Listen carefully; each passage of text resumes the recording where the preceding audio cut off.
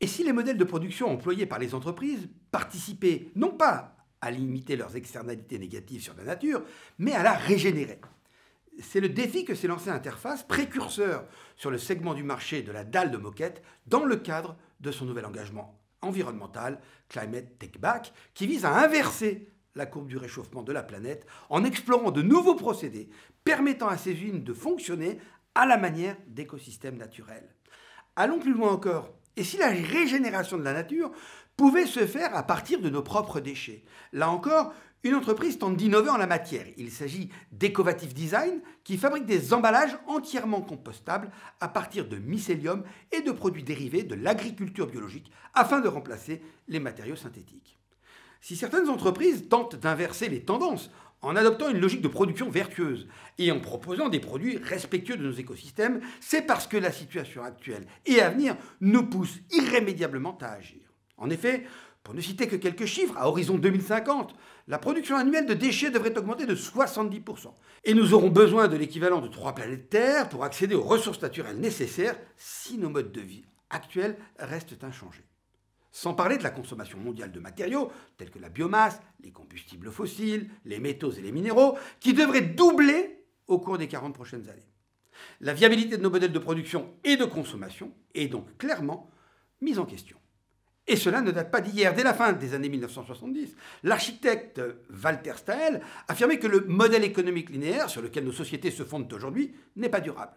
Ce constat a également été mis en avant dans le rapport Meadows, Limits to Growth, publié en 1972 par le Club de Rome, qui souligne les dangers associés à la croissance économique et démographique de notre monde. Une solution proposée est alors de réformer le modèle économique linéaire en fermant les cycles de matière, ce qu'on appelle close the loop. Les prémices d'une économie non plus linéaire, mais circulaire, voient ainsi le jour. Il n'existe pas de définition officielle de l'économie circulaire.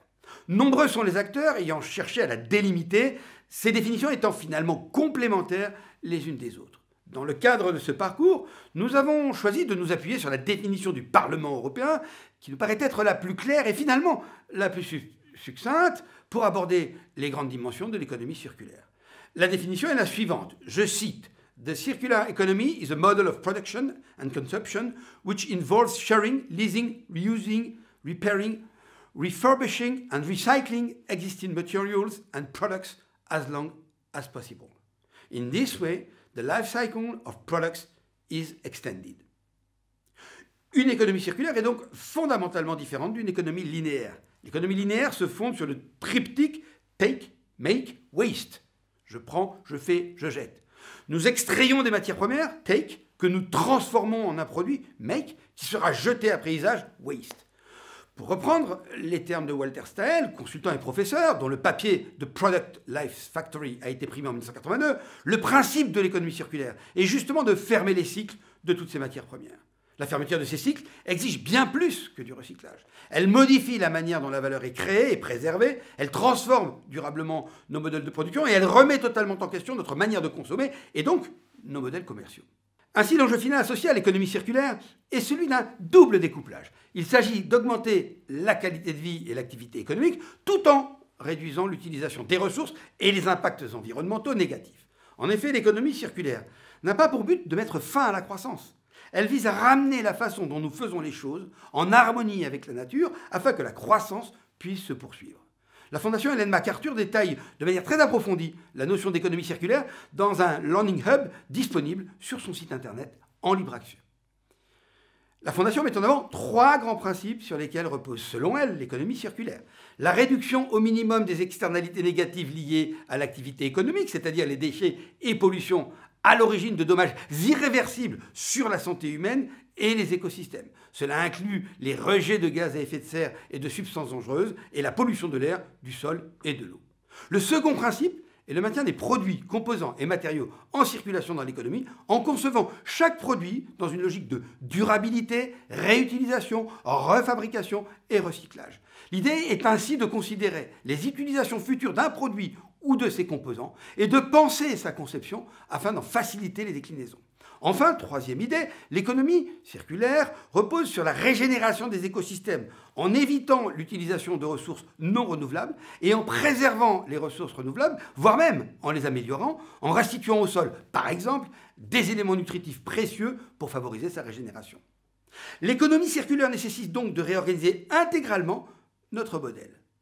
Alors à ce stade, une question se pose. Quels seraient les bénéfices du modèle circulaire ? De nombreuses études ont été menées pour déterminer le potentiel de création de valeur d'un tel modèle et toutes convergent vers une même conclusion.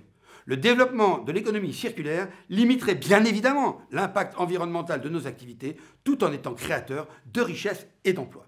Ainsi, d'après la Commission européenne, un meilleur usage des ressources tout au long de la chaîne de valeur pourrait permettre de réduire la demande en ressources de 17 à 24% en 2030, représentant ainsi une économie de 630 milliards d'euros par an pour l'industrie européenne.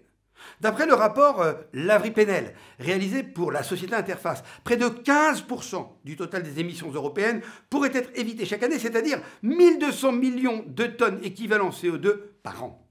Enfin, d'après le Parlement européen, le passage à l'économie circulaire pourrait permettre de créer 580 000 nouveaux emplois au sein de l'UE par an.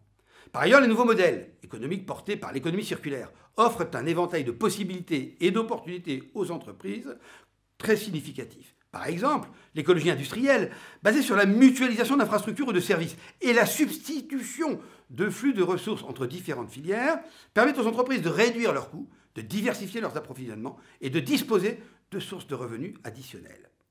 L'économie de la fonctionnalité, qui consiste à fournir un service plutôt qu'un bien, en éliminant tout transfert de propriété, offre aux entreprises des opportunités en termes de débouchés et de fidélisation de leur clientèle.